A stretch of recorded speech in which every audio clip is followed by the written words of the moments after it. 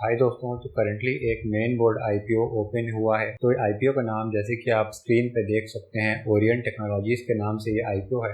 तो ये कंपनी क्या करती है, इसका फाइनेंशियल डेटा कैसा है और कितना इसका ग्रे मार्केट प्रीमियम चल रहा है, और हमको इस आईपीओ में अप्लाई करना चाहिए कि नहीं करना चाहिए। तो ये सारी की सारी डिटेल्स अपन इस वीडियो में देखेंगे, तो वीडियो में लास्ट तक बने रहिए। तो सबसे पहले अपन इस कंपनी के बारे में जान लेते हैं कि ये कंपनी क्या करती है। तो कंपनी दोस्तों जैसे कि आप देख सकते हैं कि ये आईटी सेक्टर की कंपनी है। तो आईटी सेक्टर से रिलेटेड जो भी सर्विसेज होती हैं ये कंपनी उसको प्रोवाइड करती है। तो स्क्रीन पे जैसे कि आप देख सकते हैं कि डेटा सेंटर सॉल्यूशंस और एंड यूजर कंप्यूटिंग ये कंपनी प्रोवाइड करती है। तो डेटा सेंटर सॉल्यूशन क्या होता है, मान लीजिए कोई एक कंपनी है ए नाम से, और ये बहुत बड़ी कंपनी है। अब क्या है कि उसको अपना डेटा स्टोर करना है, तो क्या करेगा, ये एक डेटा सेंटर बनाएगा जहाँ पे ये अपना सारा का सारा डेटा स्टोर करेगा। लेकिन अगर ये कंपनी खुद का ही डेटा सेंटर बनाएगी तो इसके लिए इसको वहाँ पे भी वर्कर्स चाहिए रहेंगे जो कि इस डेटा सेंटर को मॉनिटर करेगा और उसकी सिक्योरिटी पर वर्क करेगा ताकि वहाँ से कोई डेटा लीक ना हो जाए। और साथ ही साथ इस डेटा सेंटर का मेंटेनेंस भी इस कंपनी को खुद देखना पड़ेगा, और बाकी का जो चार्जेस वगैरह होते हैं जैसे इलेक्ट्रिसिटी हो गया या फिर इंफ्रास्ट्रक्चर का जो चार्ज है, तो वो इस कंपनी को खुद से ही चेक करना पड़ेगा। लेकिन वहीं क्या बोलते हैं, एक दूसरी कंपनी है मान लीजिए बी नाम से। अब ये कंपनी कहती है कि भाई हमको तुम थोड़ा सा पैसा दे दो, हमारे पास खुद के डेटा सेंटर है, हमारा मेन काम यही है। तो आपको क्या है कि अपना डेटा सेंटर बनाने की ज़रूरत नहीं पड़ेगी, आप डायरेक्टली हमारे डेटा सेंटर में अपना डेटा स्टोर करिए और आपको जब ज़रूरत पड़े आप यहाँ से अपना डेटा वहाँ से ले लीजिए। तो यही सर्विस ये वाली कंपनी जो है प्रोवाइड करती है। और साथ में आप यहाँ पर देख सकते हैं कि कंपनी एंड यूज़र कंप्यूटिंग भी प्रोवाइड करती है।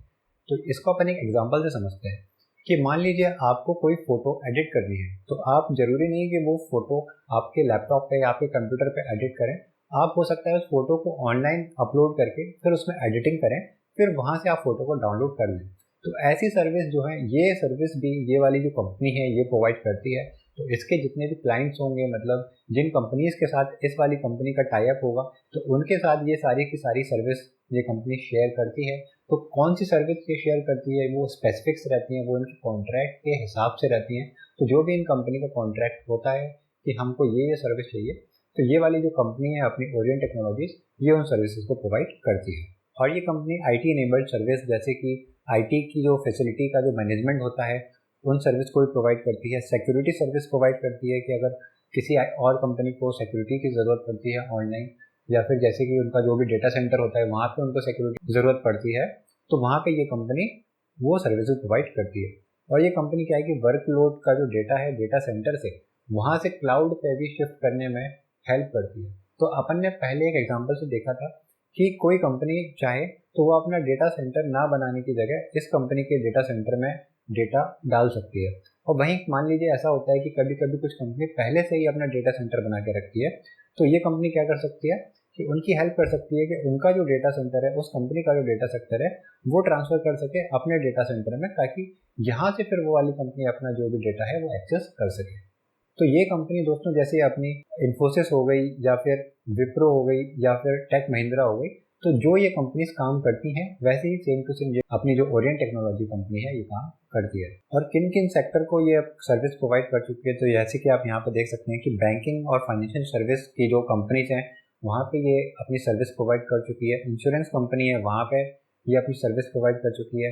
हेल्थ केयर हो गया या फिर फार्मा कंपनीज हो गई, वहाँ पे भी ये अपनी सर्विस प्रोवाइड कर चुकी है। तो यहाँ पे तो अपन ने कंपनी के बारे में जान लिया कि कंपनी क्या करती है। अब चलिए चेक कर लेते हैं कि कंपनी जो भी पैसा रेज करने वाली है उसका ये कंपनी क्या करेगी। तो कंपनी जो पैसा मिलने वाला है उसका क्या करेगी, तो कंपनी नए ऑफिस खोलेगी। तो नए ऑफिस की जो लोकेशन है उनको एक्वायर करने के लिए कंपनी ये पैसा लेने वाली है। और साथ ही साथ नए इक्विपमेंट्स जो भी कंपनी को डेटा सेंटर रन करने के लिए ज़रूरत पड़ने वाली है, जिन जिन इक्विपमेंट्स की कंपनी को ज़रूरत पड़ने वाली है, तो वहाँ ये कंपनी क्या है कि वो पैसा इन्वेस्ट करने वाली है। तो यहाँ तो अपन ने जान लिया कि कंपनी क्या करती है और कंपनी पैसा क्यों रेस कर रही है।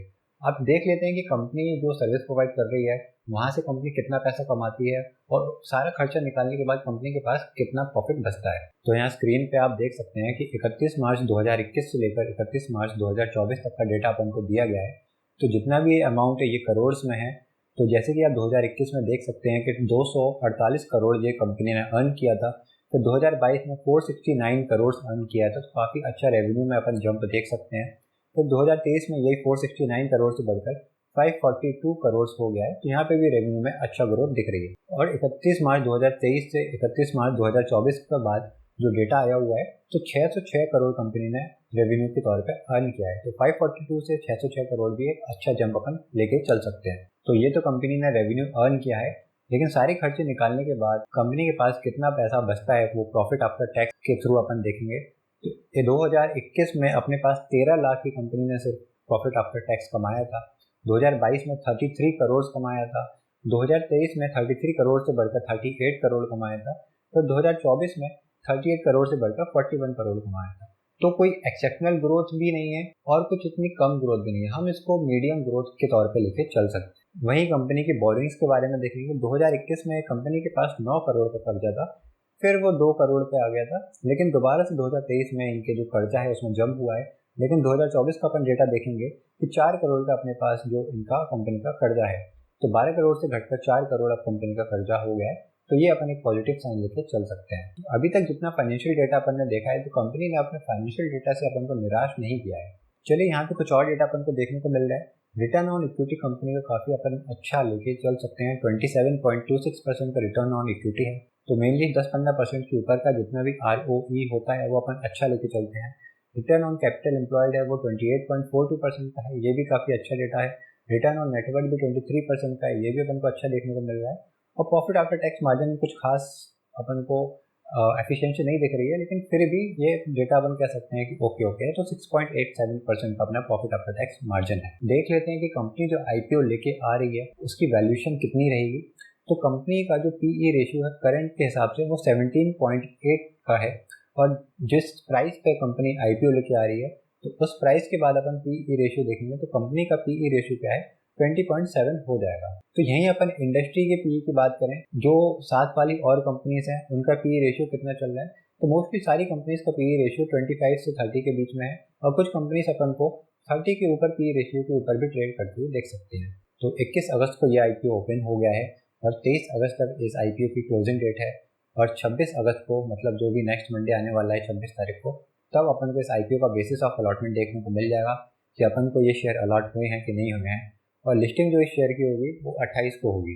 तो किस प्राइस बैंड पे ये IPO लेके आ रहे हैं, ये 206 रुपये पर शेयर के हिसाब से अपना IPO लेके आ रहे हैं, और एक लॉट में 72 शेयर्स होंगे। तो एक रिटेल कैटेगरी में अगर अपन अप्लाई करेंगे एक लॉट, तो कितना अमाउंट को होने वाला है वो अभी अपन नीचे देखेंगे।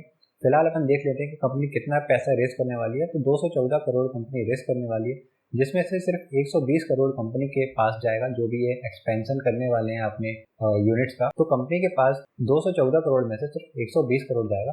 बाकी का जितना भी ये 94.76 करोड़ है ये ऑफर फॉर सेल है। मतलब ये पैसा जो ऑलरेडी जिसने पहले से इस कंपनी में अप्लाई किया होगा, जो पहले के प्रमोटर्स होंगे या जिन्होंने इसमें इन्वेस्टमेंट किया होगा अर्ली स्टेज पे, तो वो पैसा सारा का सारा उनकी पॉकेट्स में जाने वाला है। तो चलिए अब अपन चेक कर लेते हैं कि कंपनी में कितना आपको इन्वेस्ट करना पड़ेगा इस IPO के लिए। तो अगर आप रिटेल कैटेगरी में अप्लाई कर रहे हैं तो आपको 14,832 का इन्वेस्टमेंट करना पड़ेगा, और वहीं अगर आप स्मॉल HNI में कर रहे हैं तो आपको 2,07,648 रुपीज़ का इन्वेस्टमेंट करना पड़ेगा, और वहीं आप अगर बिग HNI में अप्लाई कर रहे हैं तो आपको 10,08,576 रुपीज़ का इन्वेस्टमेंट करना पड़ेगा। तो करेंटली जो इसका IPO का प्राइस है वो 206 रुपये है, और कंपनी का जो ग्रे मार्केट प्रीमियम चल रहा है वो 70 रुपीज़ के आसपास चल रहा है। तो मोटा मोटा कह सकते हैं कि 34% का जो इसका ग्रे मार्केट प्रीमियम है वो इसके इश्यू प्राइस के ऊपर चल रहा है। तो अपन को 34% तक का लिस्टिंग देखने को मिल सकती है इस IPO में। तो फंडामेंटल्स भी कंपनी के ओके हैं, ज़्यादा कुछ खास भी नहीं है और इतने कुछ बुरे भी नहीं है, और कंपनी अपन को दिख रही है कि अंडर वैल्यूड नहीं आ रही है, फेयरली वैल्यूड ही आ रही है। तो अपन को लिस्ट लगभग 25 से 35% के बीच में अपन की इसकी लिस्टिंग देख सकते हैं। तो इस IPO में अपन अभी से ही अप्लाई करके चल सकते हैं, अपन को सब्सक्रिप्शन डेटा कंपनी का चेक करने की ज़रूरत नहीं है। तो अगर आप यहाँ पे बिग HNI कैटेगरी में भी अप्लाई करना चाहते हैं तो आप बिग HNI कैटेगरी में अप्लाई कर सकते हैं। तो इस कंपनी से जितनी भी जुड़ी हुई सारी इंपॉर्टेंट जो भी डेटा था वो मैंने आपके साथ शेयर कर दिया है। अगर आपको फिर भी कोई डाउट है तो आप मेरे से कमेंट सेक्शन में मुझसे पूछ सकते हैं। तो चलिए मिलते हैं अगले वीडियो में, तब तक के लिए गुड बाय।